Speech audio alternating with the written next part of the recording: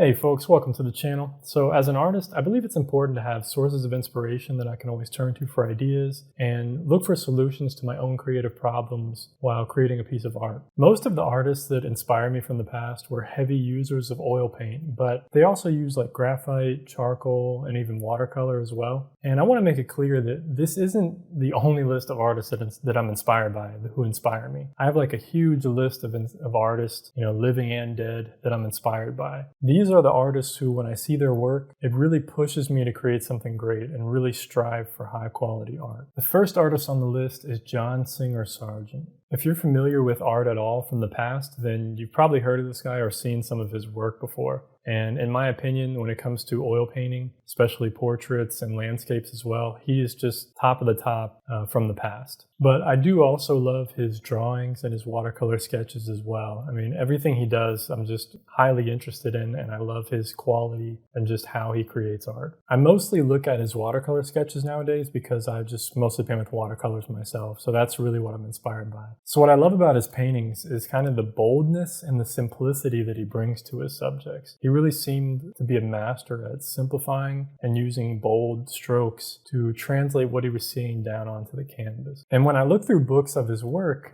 I really love seeing his dedication to a particular subject. So sometimes he would start out with just a pencil sketch and try different designs and different compositions of certain subjects. And then sometimes he would paint it multiple times. So he would do like a small oil sketch on location and use different models and things for the figures, and then he would work that up to a final large painting. He seemed to plan out and design every part of his painting, so every area of the painting was well thought out and intentional. In my opinion, to be honest, looking at some of his watercolor sketches on location, he does have some bad watercolor sketches, just as all artists do. And that's one thing I like about seeing all of his art and all this collection of books that I have of his work. You can see that some of them are great, some of them are good, and then some of them are not so great as well. They're bad. And he even said that about his own work too. So it's not just me saying this. But it shows me that even an artist as skilled as he was, someone that dedicated his life to his craft, still struggled even after painting for 30 to 40 years. But overall, he's been just a huge inspiration to me in my artwork, and definitely one of my favorite artists to this day.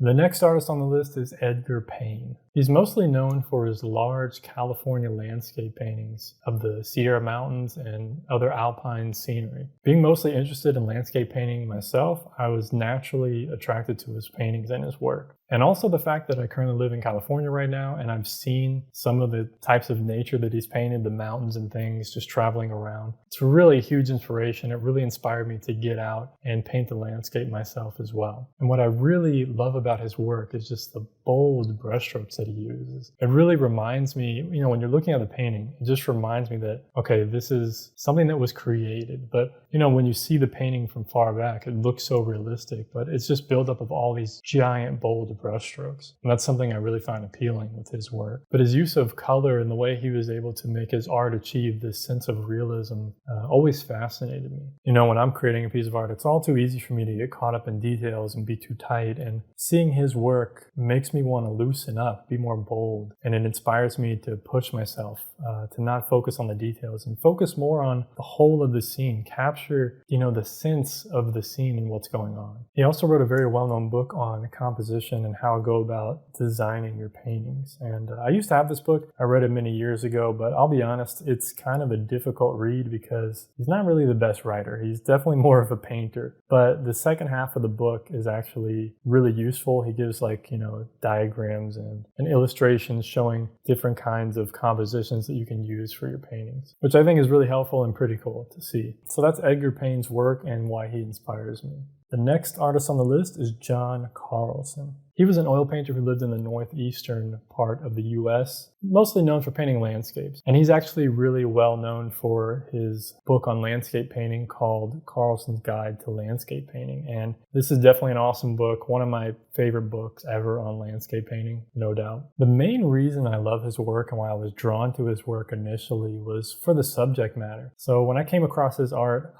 is something that really resonated with me. me because he paints mostly forest and tree paintings, and that's something that I really loved to do many years ago. I really love trees and forests, so it's something that really inspired me. And a few years ago, I started painting large oil paintings of just redwood forest. I would go out into these forests, take photographs, and do sketches on location, come back to the studio and create larger paintings. But unfortunately, I never got to his level, that's for sure. When it comes to his art, the main thing that stands out to me is just the color harmony that he uses. He uses kind of this broken color technique, similar to Edgar Payne. Just really incredible, and that mixed with his design and composition just really makes the paintings excellent to me, and the bold brushstrokes that he uses as well. I can sense that when he's creating these paintings, he's really trying to recreate a mood and wants you to feel a certain way while looking at this painting. He's not just simply painting a scene or a photograph that's in front of him. Maybe he did that sometimes for studying, but it seems most of his paintings were really intentionally creating a mood. And that's something I still struggle with my own work, is recreating a mood using a certain kind of color harmony.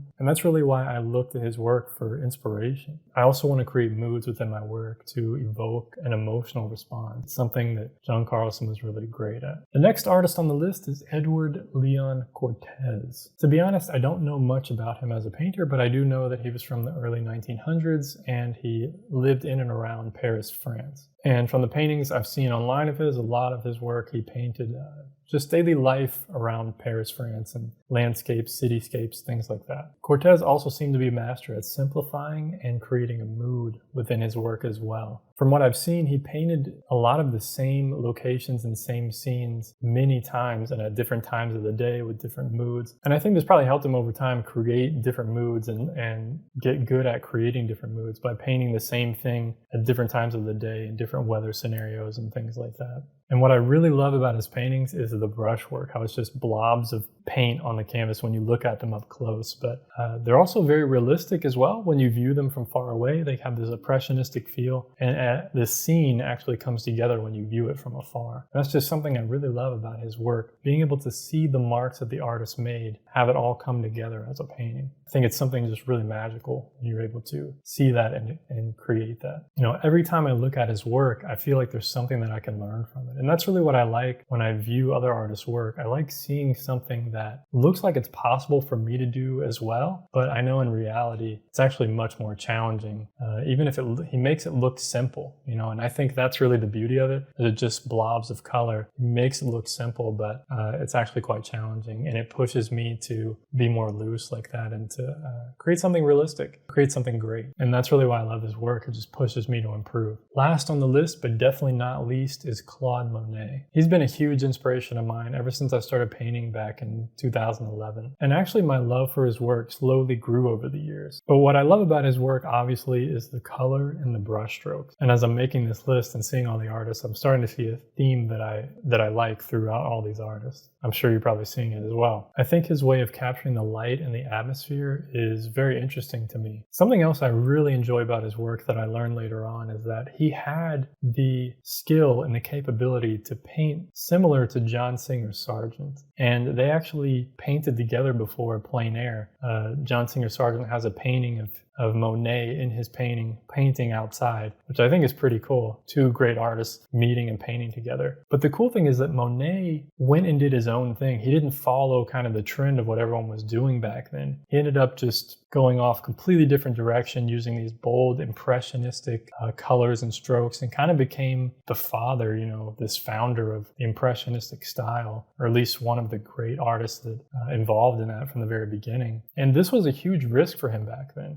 He was ridiculed for this in the very beginning, but eventually it became accepted in the art world. And I think that's really what it means to be an artist, is to just create what you love and don't worry about what other people think. And also, a lot of his paintings are still realistic, even though he just uses these blobs of color and he just focused on the light and the atmosphere. It just goes to show you that you can create something realistic even without all these little details. I think as artists today, we're so used to seeing other people's art and seeing photographs, and everything is so detailed. But when we return to the past and we look at paintings in galleries and impressionistic paintings, we can see that like they're void of what we would call details, but from afar they still look realistic and they're still beautiful. And that's really what I love about his work. Oh, and also I love that he also had a dedication to a particular subject. So there was many series that he kind of created, like the water lilies, that he just painted for years and years, all these different scenes of one particular subject. And that's something I really want to apply to my own art as well, is to create different series of different subjects over time.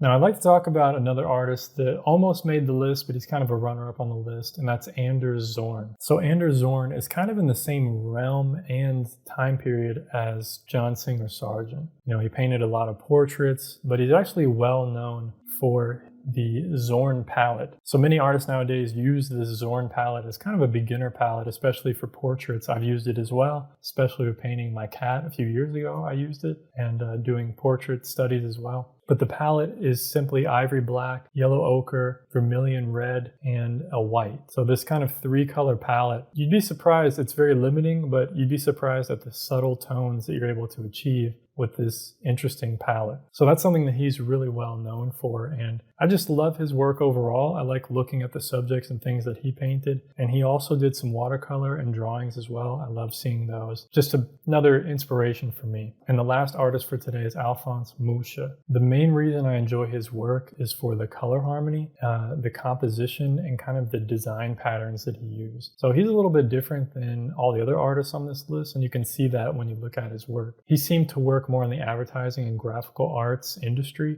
like magazines and different advertisements. So that's kind of why his art is just so different from the other artists on this list, and he incorporates more design features around his figures and things like that. And that's something I really enjoy. I like having these other like geometrical patterns and flowers and things, really designing your art to say a particular thing. And that's something I would love to incorporate into my work moving forward, is to kind of take little pieces of his art, kind of like an idea, you know, taking that one concept and applying it to my own art. So that's really a big inspiration for me as well. So in conclusion, even though I don't use oil paints anymore, a lot of my main sources of inspiration are artists who are oil painters. But I do want to point out that just because these artists are my inspiration, it doesn't mean that I want my art to look like theirs. And in fact, I don't want my art to look like theirs. I want my art to be my own. I want to have my own voice with my own work. You know, these artists and their work, it's just my inspiration.